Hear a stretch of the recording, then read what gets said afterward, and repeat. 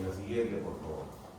Hoy día voy a avanzar con el abordaje diagnóstico, algunas definiciones, y ya mañana en la clase virtual vamos a hacer estatus epiléptico. ¿Ya? Este es un tema muy importante, que más se ve en emergencia, ¿no? Los otros epilépticos es emergencia. En cambio, la epilepsia es más suave, porque la epilepsia uno lo ve en el consultorio, pero nunca el paciente viene y dice, doctor, o sea, nunca uno atiende a un paciente con epilepsia. ¿Alguna vez han visto a un paciente que ha convulsionado en mi consultorio? Nunca, ¿sí o no? Ahora, yo siempre les voy a decir lo siguiente, y después grábenselo siempre ustedes en la cabeza. Una convulsión muy difícil que mate a un ser humano.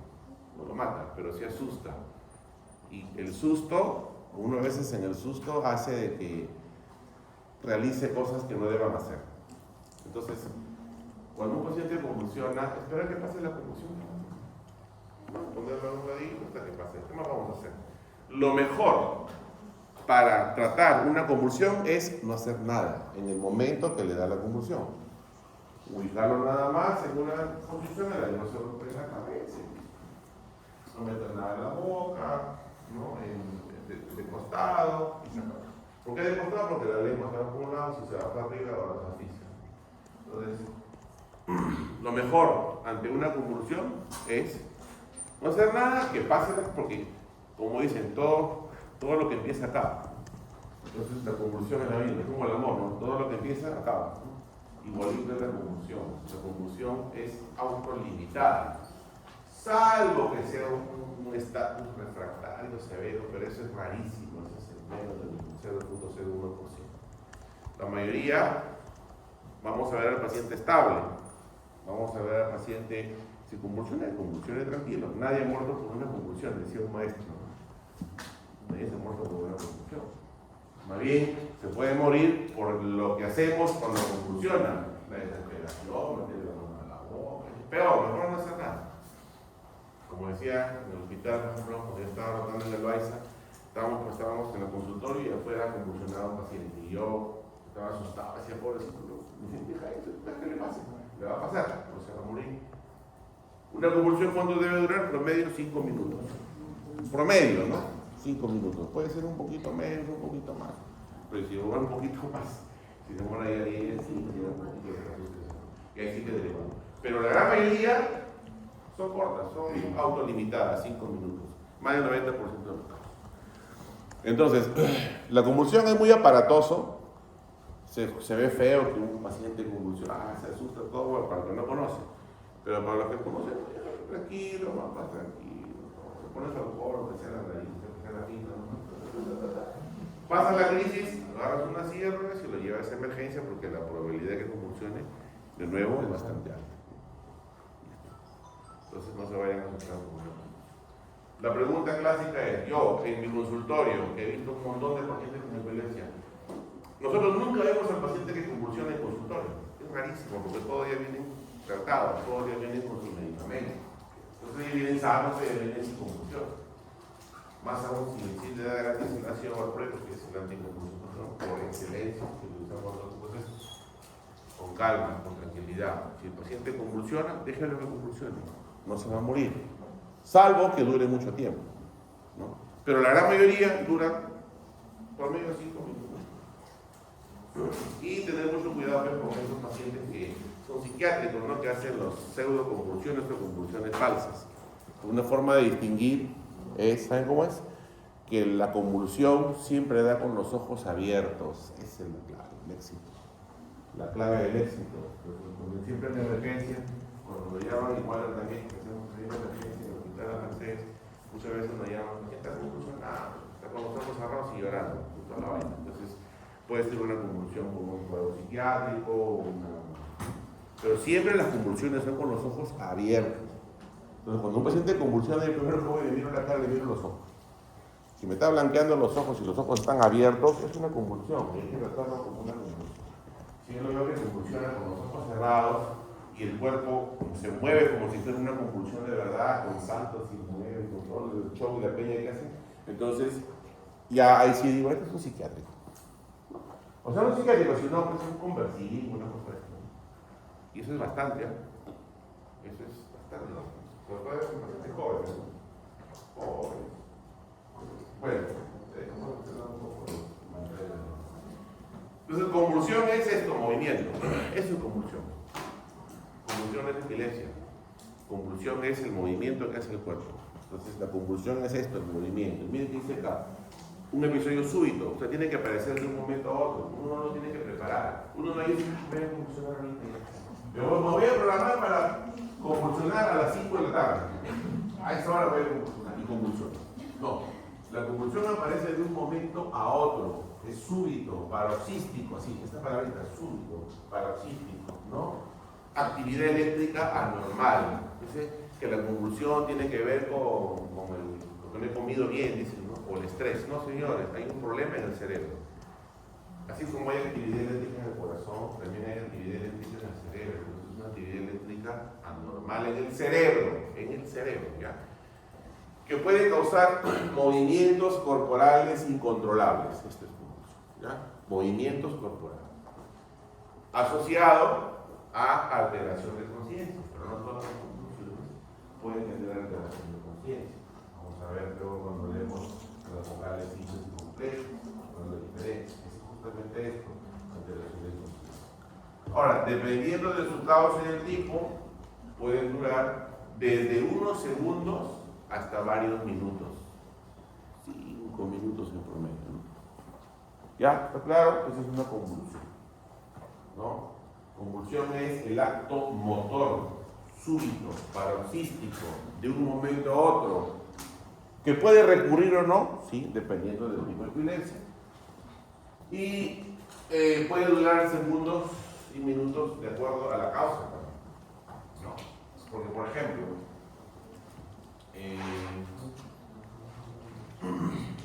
un paciente con un proceso expansivo, vamos a ver también ahí las causas más frecuentes de acuerdo a la edad, ¿no?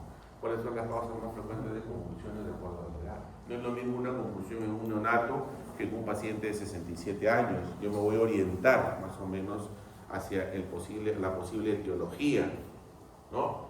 Si es un neonato, pues la causa más frecuente será la causa metabólica, hipoxicosquémica, criterio de Sarnat. ¿Saben qué es el criterio de Sarnat? Para encefalopatía hipoxicosquémica, ¿no? Si es un adolescente, una infección. Si es un adulto, un tumor cerebral, un adulto, un promedio entre 20 y 40 años, la primera causa es un tumor, un meningioma, una malformación arteriovenosa.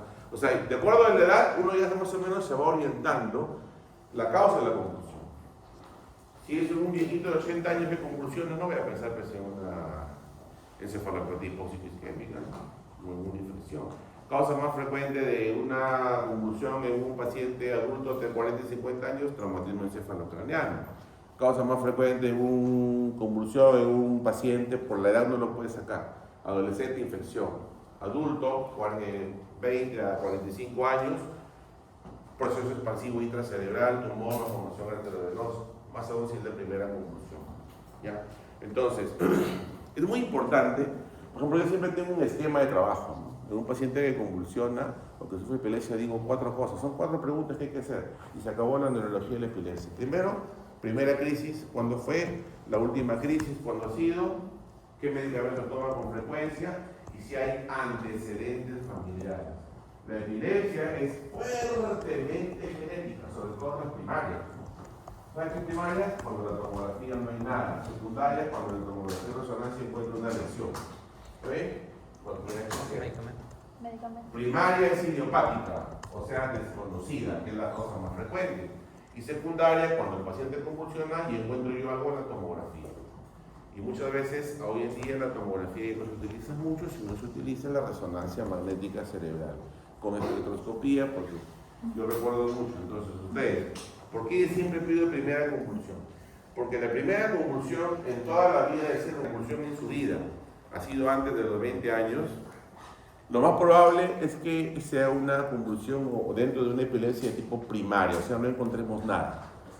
No encontremos nada, ni en la tomografía. En el electro sí podemos encontrar ondas paroxísticas, ACV, sobre todo alteradas, paroxismos puntadoras, etc. Pero generalmente es primario. generalmente es primario. ¿Qué significa primario? Causa desconocida, hereditaria, genética, familiar.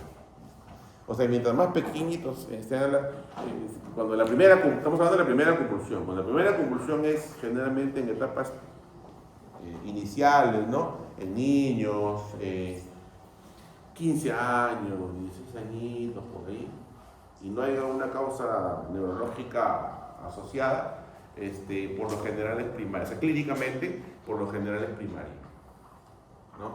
Entonces ahí yo a veces digo, ¿por qué le digo una tomografía a un niño que convulsiona? No va a encontrar nada. No va a encontrar nada. Resonancia tampoco. Por lo general, no quiere decir que es una norma. Pero cuando la primera convulsión es después de los 20 años o de los 25 años, entonces ahí sí estoy pensando en cosas raras. Ahí sí digo acá, primera posibilidad de malformación arteriovenosa, luego le sigue el tumor cerebral, procesos de esparcimiento cerebrales, y ya estoy buscando una causa secundaria. Primera crisis, estoy hablando de primera crisis. La edad es importante, o sea, la edad es orientativa, más no te da el diagnóstico. Ya después hacemos la persona, ¿no? Como un niñito que tiene convulsión febril, no es tomografía. O sea, ¿cuál es la causa más frecuente de las convulsiones en un lactante y en un escolar? La fiebre, convulsiones febriles, ¿no? Por la edad uno lo puede sacar. La convulsión es frecuentísima, típicas, atípicas, típicas 15 minutos, no hay déficits neurológico posictal, no deja secuelas. Las atípicas, más de 15 minutos, deja cuadros posictales. ¿Qué es cuadro posictal? O sea, después de la crisis, el paciente puede tener tres cosas: pérdida de la fuerza, o sea, algún problema neurológico. En las atípicas, dolor de cabeza, somnolencia, y alteración de conciencia, confusión, no se acuerda de nada.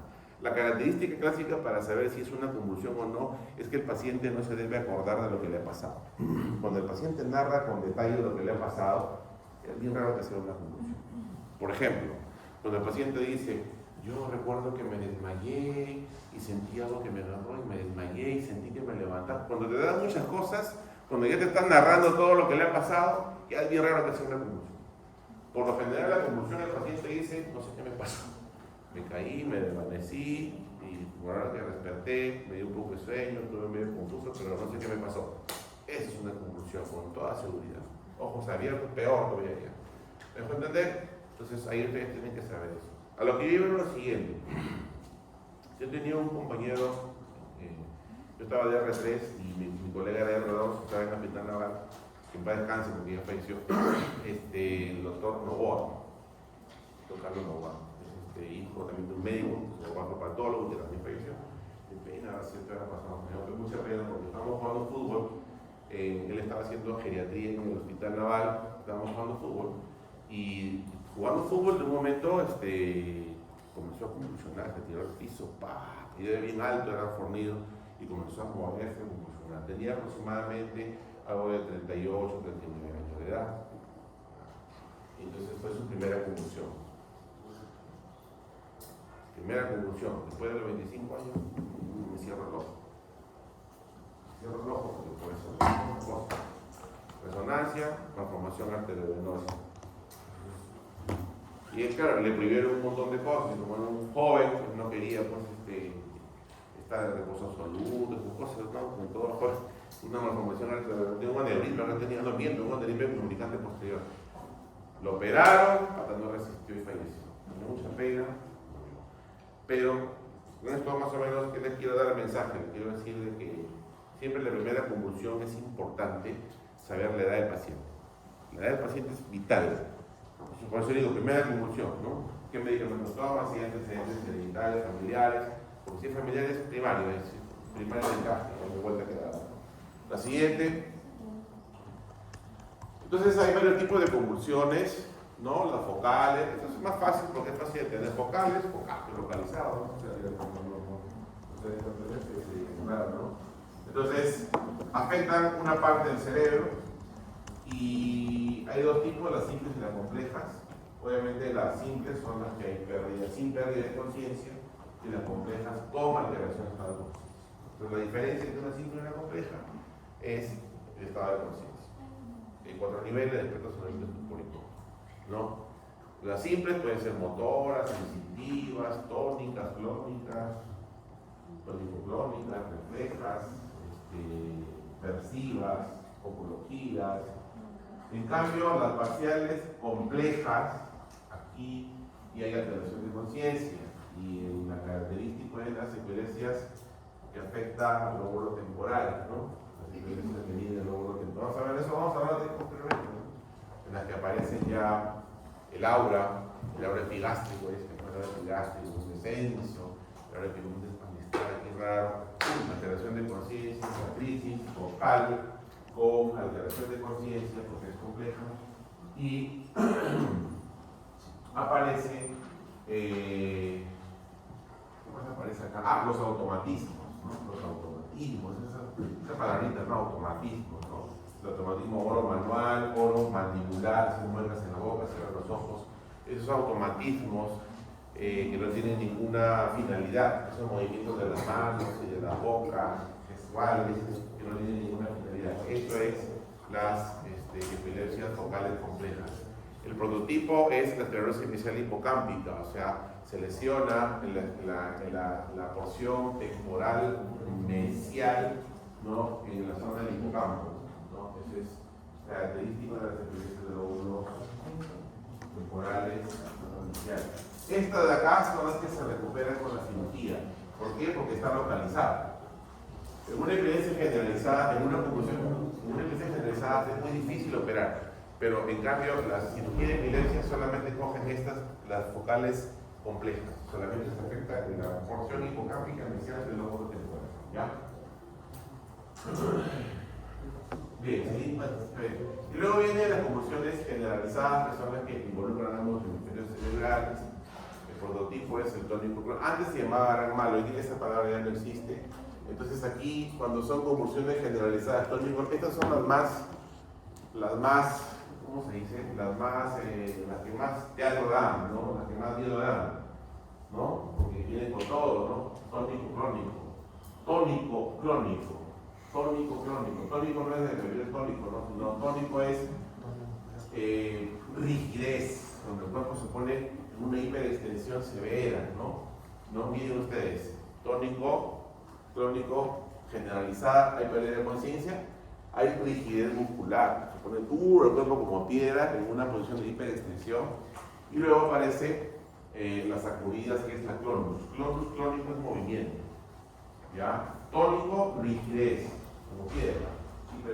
Clónico es movimiento, clonus, ¿ya? Entonces, estas son las que más miedo dan cuando uno la ve, las más escandalosas, las más teatrales, pero aunque no lo crean, son las más benignas. Yo más me asustaría por una crisis focal que por una crisis generalizada. Porque la crisis focal me indica que hay una lesión en un solo lado del cerebro. ¿Me pueden entender? ¿Está claro o no? Entonces, si yo veo un niñito con una crisis focal, ahí me percibo.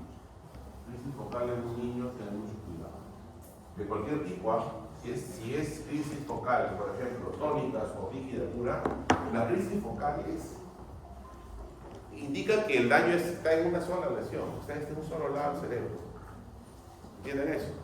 Ya, por lo tanto, esa sí me puede dar, yo pensaría, ahí sí pediría resonancia, independientemente de la edad que sea. Porque algo puede haber, a veces no sale, a veces no sale. Pero en cambio las generalizadas, es difuso. Entonces, si es difuso, puede ser metabólico, infeccioso, es más fácil, ¿no? O sea, es más benigno. ¿Me puede entender? Es como la hepatitis, ¿no? La hepatitis A viene con ictericia, que te pones amarillo, tipo pato, te da una desgracia, náuseas, vómitos, no tienes apetito, hasta te da fiebre, bajas de peso, una desgracia. Pero es benigno. En cambio, la hepatitis B no te da nada, pero te da después tu cáncer de hígado. ¿No? La hepatitis B no te da nada, no te da nada, ningún síntoma. ¿Qué te da la hepatitis B? Transmisión sexual, ya, perfecto, sí. Pero no te da ningún síntoma, pero no te da ningún síntoma. pero el pronóstico es malo. Porque sabes que te va a dar un hepatocarcinoma, no, ya casi igualito, porque en neurología es igual. En neurología es igualito. O sea, lo que es más aparatoso no significa que es lo más grave. ¿Ya? Entonces, es como, ya, por ejemplo, ¿no? En las convulsiones febriles, por ejemplo, estas sí, por ejemplo, en una convulsión febril atípica, estas sí recurren a epilepsia, tienen un porcentaje un poquito alto. Pero las simples no dan epilepsia. O sea, el pronóstico de epilepsia es bajo, o 0 punto y algo, ¿no? Pero en las atípicas sí. Y ahí aparece lo que se llaman el posictal motor, ¿no? Aparece una parálisis que se llama la parálisis de TOD. ¿No escuchó con esta parálisis TODD? Ya miren. Yo les voy a contar un caso así rápido para que entiendan. No estoy hablando de otra cosa, pero esta parte de la posición. Por ahí lo van a encontrar. La parálisis de TOD, ¿qué sucede? Miren, yo una vez, cuando estaba en R3, me acuerdo, había un paciente joven en una clínica privada y estaba lejos del hospital Loaiza, porque estaba en San Isidro. Entonces desde Loaiza hasta San Isidro es como decir de aquí a Piura, ¿no? En hora punta, 3 horas.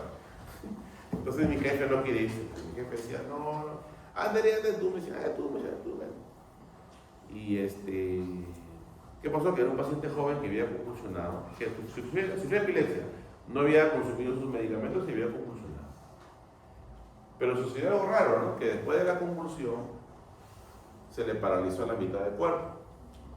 Y ahí se pararon las alarmas, porque el pata siempre había convulsionado y nunca había... O sea, después de la convulsión uno tiene que quedar como nuevo, ¿no? Claro, al final sigue con tu vida, ¿no? Pero después de la crisis se le dio una hemiplegia y no podía caminar. Entonces, estamos hablando del post-ictal, porque es después de la convulsión, post-ictal, post-crisis, ¿no? Entonces, yo estaba de redondo, ¿no? Y yo le digo, lo llamo, pues así, me fui al baño así calladito, porque fui y lo evalué, ¿no? El paciente, y de verdad, puta, que el lado derecho no lo movía nada. Y había convulsionado, y le hicieron de todo, tomografía, porque me parece que dice neurología, un ACV isquémico, dice, una hemorragia cerebral, una focalización, tomografía, resonancia de todo, nada, no le encontraron nada. Joven, 30 y pico años, ¿no? Y entonces yo le llamé a mi jefe y le digo, doctor, ¿qué pasa esto? Es una parálisis de todo, ¿eh? No sé, qué primera vez en mi vida, ¿eh? Una parálisis de todo. ¿Qué era una parálisis de todo? Después de las convulsiones, en algunos casos, no en todos, sobre todo en esas convulsiones medias raras, medias atípicas, ¿ya? Puede haber esto, y está descrito en la literatura, ¿no? La parálisis de todo. Pero ¿saben cuál es lo mágico? Que esta parálisis se resuelve solito en 72 horas. Es autolimitado, es una cosa rara. Entonces, pero yo ya había ido como neurólogo, pues no, iba a hacer polémica. Si yo le decía al familiar que se va a recuperar en 72 horas, no me va a creer. Quiero decir, o sea, yo me iba para decirle, no voy a hacer nada, lo voy a dejar ahí porque yo sé que en 3 días va a mejorar. Ustedes creen que el paciente que ya pagó su consulta, caro, pues. Entonces yo que se le puse vitamina, ¿no? Porque yo sabía que iba a recuperarse. Yo le digo, sí señora, un problema, una lesión cerebral, puro flor, ¿no? Ya, y sabe que hay que ponerle este tratamiento para sus colores, ¿no? Sus colores en la vida, ¿no? Inca Kola, así tipo rojito, amarillo, ¿no? Como por día fresa Inca Kola, pero dos lados, pero ahí, pura vitamina no me la daba, no estoy tratándole nada. En 2-3 días, se lo juro, que el paciente salió caminando. Y mi familia pensó que era por la vitamina, pero eso es autolimitado, ¿no? Entonces, obviamente uno tiene que verlo para creer, ¿no? Son cosas que a uno le pasa. Y ahora ya veo, en el hospital de Mercedes veo bastante también eso, y se asustan a veces, ¿no? Porque dicen, pero la convulsión ya no tiene convulsión, pero no puede caminar, miren, está hemipléjico. Me al neurólogo, y yo voy, ya sé, uno que ya sabe la semiología, sabe la clínica, ya sabe, ya tiene conocimiento y ya ha visto, no tiene por qué asustarse.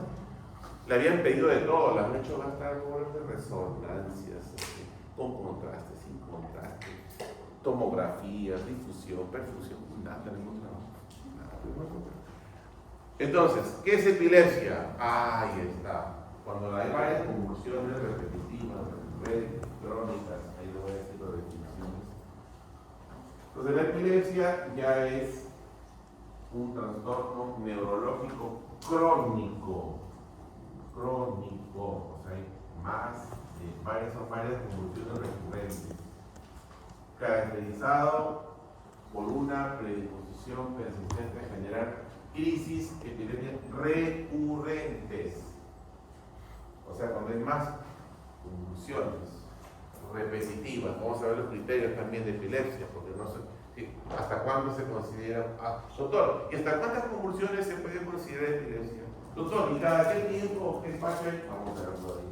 Pero ya más o menos saben que son varias crisis epilépticas recurrentes que aparecen y que son, obviamente, es un dolor crónico, no es agudo, es crónico. Así es. Acá está. Entonces, una crisis epiléptica es una manifestación crónica de actividad neuronal hipersincrónica y excesiva autolimitada. Entonces, una crisis epiléptica es un evento transitorio que puede implicar alteraciones de conciencia, movimientos anormales, convulsiones, sensaciones extrañas, conductos siniestros. No todas las crisis son convulsivas. Hay crisis que son convulsivas y crisis que no son convulsivas. Acuérdense que la convulsión es el movimiento. Acuérdense eso. Por ejemplo, una crisis de ausencia es una convulsión. Un niñito, por ejemplo, de 5 o 10 años, ¿no?, que presenta una mirada fija de un momento a otro. Está en el colegio, la típica de los niños, ¿no?, que mira fijamente y después de 20 segundos se despierta. Entonces, ¿ha habido convulsión? No, no ha habido convulsión. No ha movido el cuerpo. La convulsión es esta, acuérdense de eso, convulsión del movimiento del cuerpo. Entonces, le decía, una crisis epiléptica es un evento transitorio que implica un síndrome epiléptico, ¿no?, alteración de conciencia, convulsiones.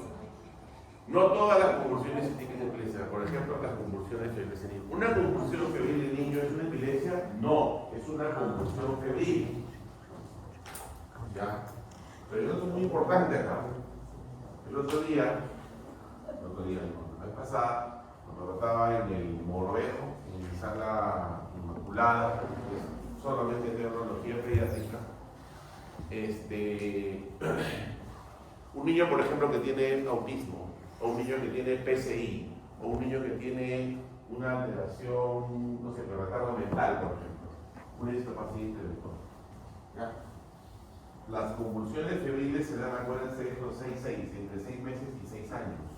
O sea, una convulsión febril que dé a partir de los 180 ya no es convulsión febril. Ya no, es convulsión pura, ya no es febril. O sea, la edad es importante. Cuando ustedes hablan de epilepsia, la edad es importante para todo. Para todo. Convulsión febril, 6 meses, 6 años. Ese es el rango. Algunos dicen 5 años. Como 6 para no olvidarlo. Entonces, convulsión febril típica en un niño de 4 años, correcto. ¿Ya? Pero acá hay algo que es importante. Toda convulsión febril repetitiva, ¿es epilepsia? No. Es convulsión por fiebre, no es epilepsia. Segundo, ¿no? Se me fue la cabeza, ¿qué voy a decir? Ya. Se me fue, pero bueno, ahí vamos a poner. La siguiente. Entonces, ahí está. ¿Cuándo diagnosticamos epilepsia? Ahí está la definición. Hay 20.000 definiciones, ¿sabes? El milagro, no sé qué, olvídense. La Liga Peruana de Lucha contra la Epilepsia, ahí está. Esa es la definición, el diagnóstico de epilepsia. ¿Cuándo se diagnostica epilepsia? Cuando una persona presenta 2 o más crisis epilépticas no provocadas, es decir, sin fiebre, sin trauma, no es epilepsia. ¿Ya? O una sola crisis con alto riesgo de recurrencia. ¿Entendieron? Dicen que el tiempo entre crisis y crisis tiene que ser mayor de 24 horas. ¿Ah? Entonces, diagnóstico de epilepsia es 2 o más crisis epilépticas no provocadas, que entre ellas tiene que haber un tiempo mayor de 24 horas. ¿Por qué les digo esto? Miren, ese término de 24 horas es importante. Porque, por ejemplo,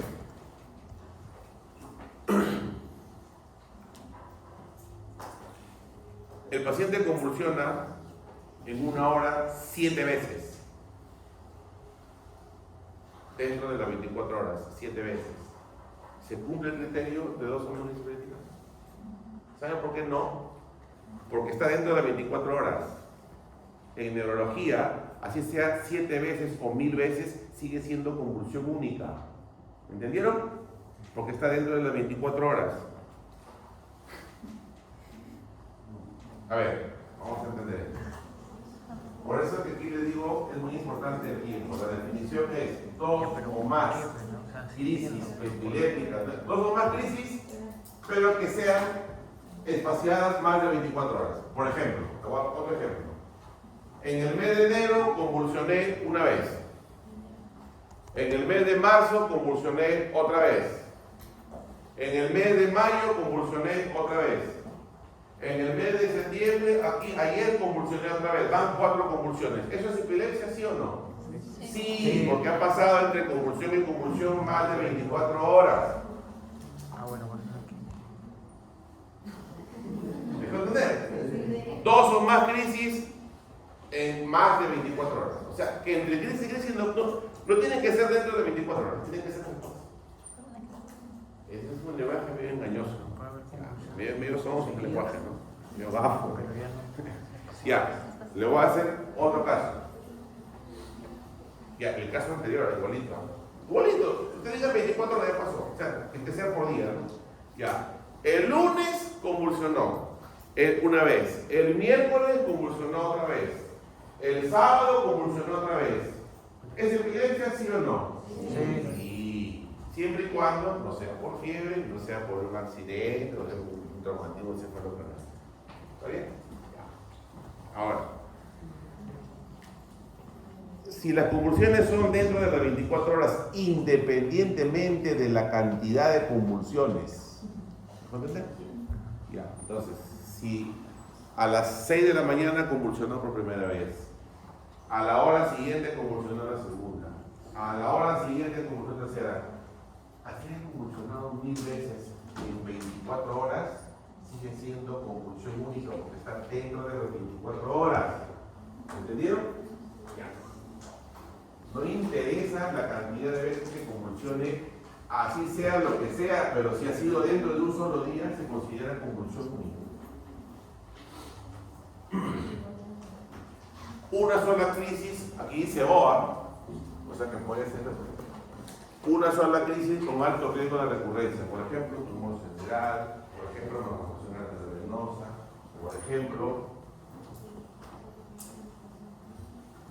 por ejemplo, hay trastornos de la migración neuronal, dicen, ¿no? ¿Saben qué es eso? Trastorno de la migración neuronal. Ya, por ejemplo, ustedes saben, aquí, bien fácil, ¿ya? En el desarrollo del cerebro hay un proceso que se llama proceso de la migración neuronal. Las neuronas que están en el centro del cerebro comienzan a migrar hacia la corteza. Miran así, radiados.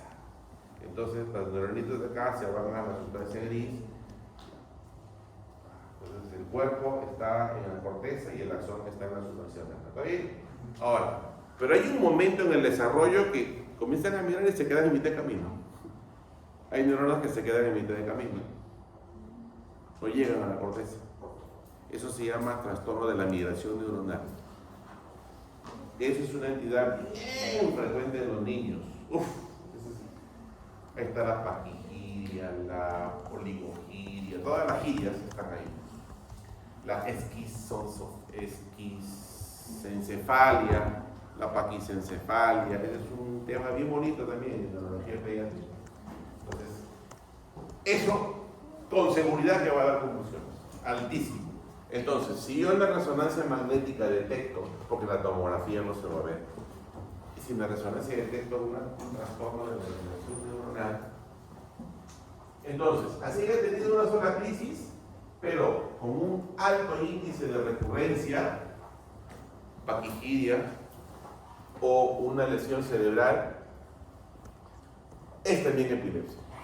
Aquí no se cumple el criterio de dos o más crisis, no, porque hay una lesión en el cerebro. Y lesión. ¿Me puede entender?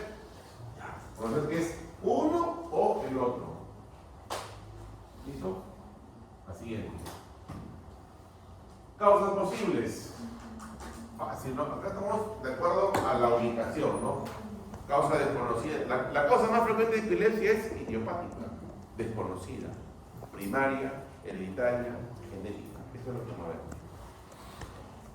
¿Ya? Por lo tanto, son epilepsias que no se van a curar, vamos a controlar. Puede ser debida a lesiones cerebrales, traumatismos, ACVs, ¿no? Puede ser debida a tumores cerebrales, sobre todo el lóbulo temporal, malformaciones congénitas, infecciones, ¿no? Una meningitis, una encefalitis puede causar convulsiones, sobre todo las meningitis bacterianas más que las virales. ¿Cuál es la viral que produce convulsiones? Producida por herpes. La única, la demás no son convulsiones. Trastornos metabólicos genéticos más en pacientes pediátricos, ¿ya? Sobre todo metabólicos. Ahora la siguiente. Y ahí está, por ejemplo, por edad, ¿no? Por edad, ¿no? Pacientes neonatos, ¿no? Menos de 18 días, hipoxia neonatal, ¿no? Los criterios de Sarnat, ¿no? Los intensivistas neonatólogos. Y el medicamento de elección es el fenobarbital, ¿no? En ellos, los niñitos, se utiliza mucho el fenobarbital. Hoy en día ya no se utiliza el fenobarbital en adultos, antes se usaba mucho, ¿no? Lactantes y niños, crisis febriles, convulsiones con fiebre, infrecuente esto. Y decirle a la vida que no se asuste, que esta convulsión con fiebre. Algunos se aprovechan de eso para medir la resonancia, electroencefalograma, como los hermanos saben, sacan una cifra. Y todavía la asustan, vamos a ver los cerebros si le va a dar epilepsia o no. Es increíble. Ahora, la terminología de convulsión febril es esta, miren, ¿ah? Convulsiones por fiebre mayor de 38 grados en las típicas sin alteración neurológica presente. Sin alteración neurológica o sin patología neurológica o del neurodesarrollo. A ver, porque pueden venir el caso clínico, ¿no? Facilito, ustedes tienen que saber. Un niño que tiene parálisis cerebral infantil, ¿no? Que es la típica PCI espástica, que tiene 3 añitos y comienza a convulsionar con temperatura mayor de 38.5 grados. ¿Es o no una convulsión febril? ¿Cumple los requisitos? Sí, porque está dentro de los 6 meses y 6 años. 1, 5 por el 2, la temperatura es alta, 38.5 grados. Pero tiene una enfermedad de fondo, que es su parálisis cerebral infantil. Se fregó la convulsión. Es una convulsión. Y si es repetitivo, puede ser una epilepsia. Pero no es convulsión febril. ¿Me dejo entender? Si es un niñito que no tiene ningún problema, es un niñito sano, ¿ya? Y que hace una infección viral, eso es común, y que no tiene ninguna patología de fondo neurológica, ¿ya? Ninguna patología. Miren la definición, por eso es que las definiciones son claves. O sea, para que ustedes puedan responder con fundamento, tienen que saber las definiciones. No, ya, convulsión febril, no, tiene fiebre y convulsión febril. Y si es un autista, si es un Asperger, si es un discapacitado, un retardo mental severo, es un convulsión febril, deja de ser convulsión febril. Ya no se agrega. Claro, los requisitos son la fiebre, la edad. La edad no es el requisito único.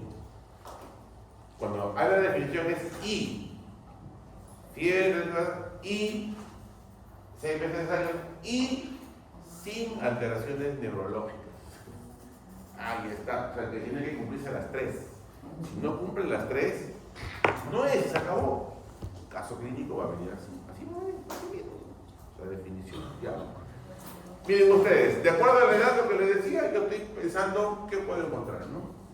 Lactantes y niños, adolescentes infecciones, jóvenes, 18 a 35 años como para el modo, esa vaina, ya se golpea la cabeza, convulsiona. Y aquí viene algo muy espectacular.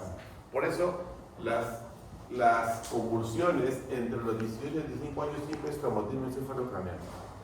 Siempre es golpe de cabeza. Casi siempre. ¿Ya? Entonces, y que viene algo que es muy bonito, ¿no? Bien, yo siempre les he dicho, cuando es más aparatoso el problema, es más benigno. Un paciente se golpea la cabeza y convulsiona en el momento que llega la emergencia. Se golpea y tú comienzas a convulsionar en el momento del golpe. Después del golpe viene. Y hay otros que convulsionan, que se golpean y después de 5 meses, ¡pum!, aparece la convulsión. 2 casos importantes. Entonces, miren, 2 casos. Un paciente se golpea la cabeza, está manejando en moto, así como ustedes jóvenes, tengan cuidado, famoso. Cada rato veo accidentados en moto. No, cada rato es un desastre. Mejor usen ni moto. Si quieren salvar su vida, no lo usen. Se desenfrena, fiestas, alcohol y esa vaina. Parte cada día que vemos en emergencia nosotros. Pero tienen que tener cuidado. O si vamos a utilizar moto, pues utilízalo prudentemente. El problema no son ustedes, el problema es la gente que es imprudente que los puede atropellar a ustedes. Pero bueno. Traumatismo encefalocraneano y el paciente convulsiona inmediatamente después del golpe de cabeza. O sea, así, convulsionando en el momento del golpe, ¿no? El otro caso es el paciente que se golpea la cabeza. Y estaba acá, no pasa nada, pasó 1 mes, 2 meses y al tercer, cuarto mes, convulsión. Aparentemente todo estaba bien. ¿Cuál es el más grave?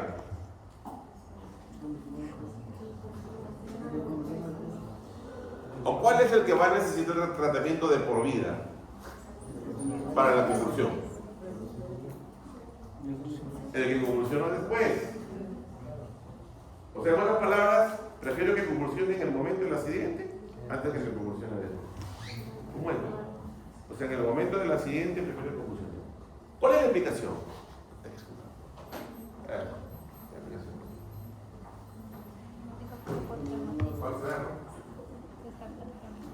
Pero dicen que cuando uno convulsiona inmediatamente después del golpe, el pronóstico es bueno.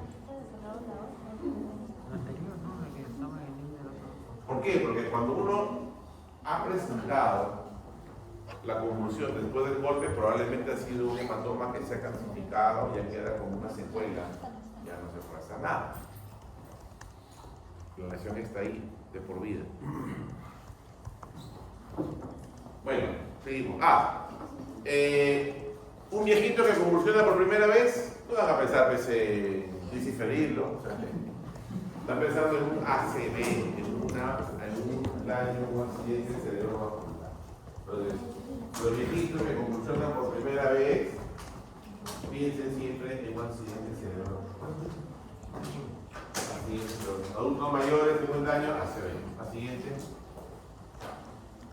Vamos a ver un poco más tipo de crisis delegada. Me avisas a las 9:20 para que me salga. 9:20, por favor. Me avisas a las 9:20 para que me salga. Siempre me olvido. ¿Por qué de cara? Yo estoy olvidando que me salga.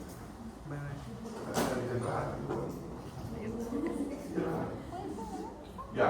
Entonces, dependencia focal parcial con o sin alteración de conciencia, puede incluir movimientos involuntarios, sesiones extrañas, emociones intensas. Siguiente.